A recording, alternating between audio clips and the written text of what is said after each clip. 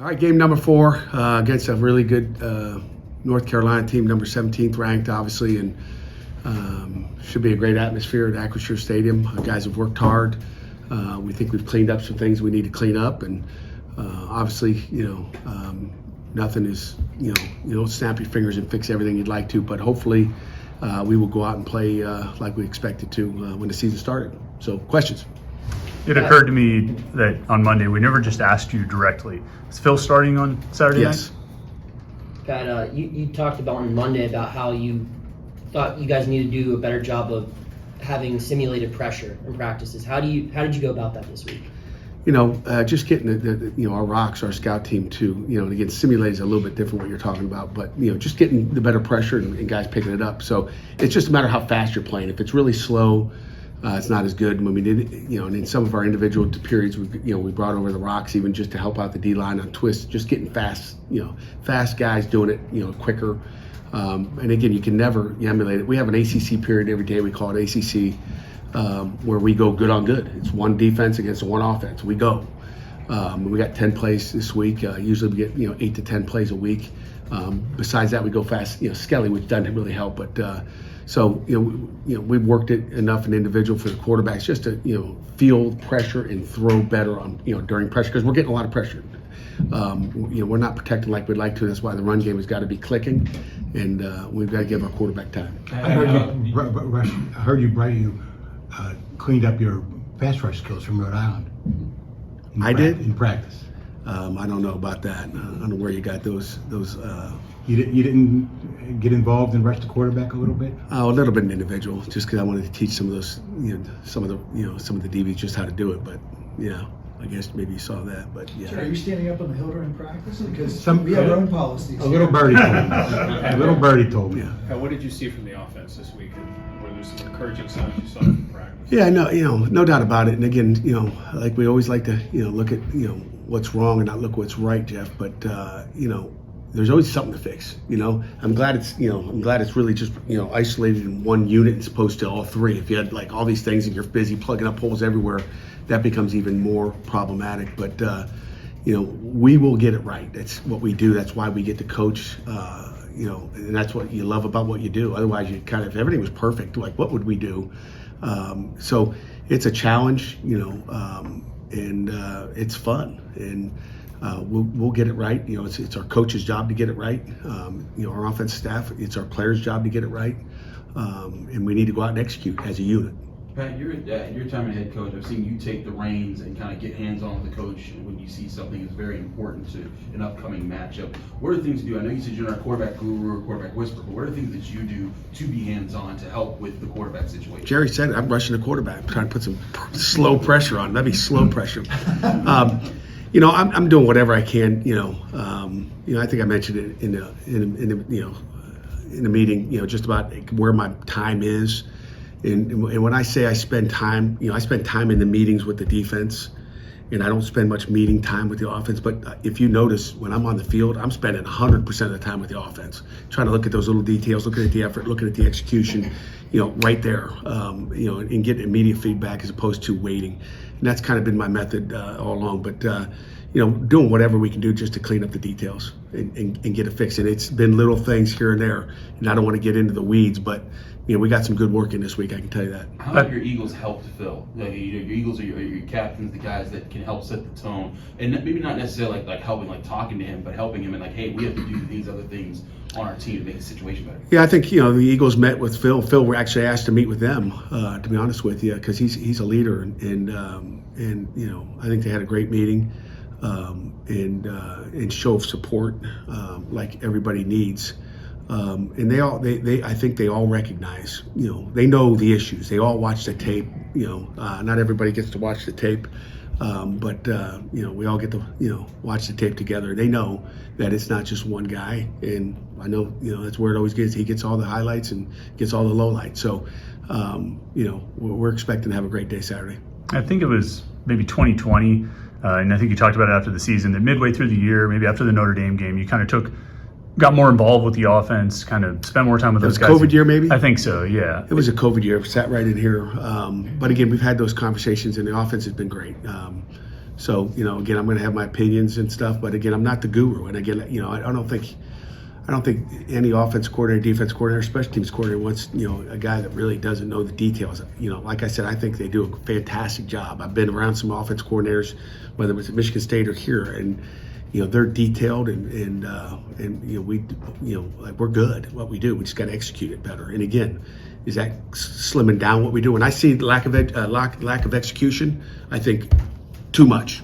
That's my feeling as a coach. And so whether we got to slim it down, that's been some conversations. Make it simpler because it's detailed, and if it's executed properly, it's great. But if our guys don't execute it properly, then what does it matter?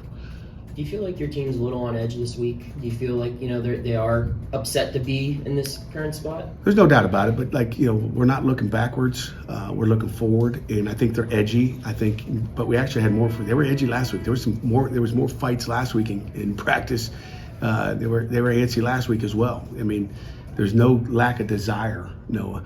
They want to go out and perform, but you got to execute and perform it at a high level, and it's not easy. I mean, everybody thinks it's easy. It's not like this is not something where you click your fingers, and you can see it with other teams around the country. You can see it, Alabama's got issues too. I mean, there's issues out there. There's a bunch of teams that have things that they're trying to fix, and we're just one of those as well. When you have one unit that's kind of lacking confidence, do you think all it could take is maybe just like one really good drive to get them going in the right way? I think it could take one drive, it's one game. And again, you're in a one-game season, and again, like I said, I'm always going to take it from a positive. I see the tape. I know what we're doing right. We got to finish better. We got to finish the details. We know how to get lined up. We know how to we just got to finish it. And again, it's up to 11 guys finishing the play. And we have not done a good job finishing the details. And until we do that, we're going to have the same thing. Pat, you just mentioned Alabama. They made a quarterback change, and they're trying to find their guy. You mentioned the other day you don't like to change that position because it's different. But in the past, in 17, I think, for example, you had 3 guys in there. Yeah. So what makes this situation different than that one? Because I watch practice every day. I watch the game tape every day. I watch the pressure the quarterbacks have been under, and I see all the issues. Back in 2020, whatever year that was you're talking about, Will. I mean, every year is different. Every quarterback's different, I'm going to be patient with it. No one's saying there's not going to be a change, but I look at the whole picture. I see everything, not just I just don't see the little things or just this. I got to look at the overall picture, and I think I'm smart enough and done it long enough that we'll make the right decision when the time is right. And hopefully you guys will come in here and say, Coach, you're damn right. Good job.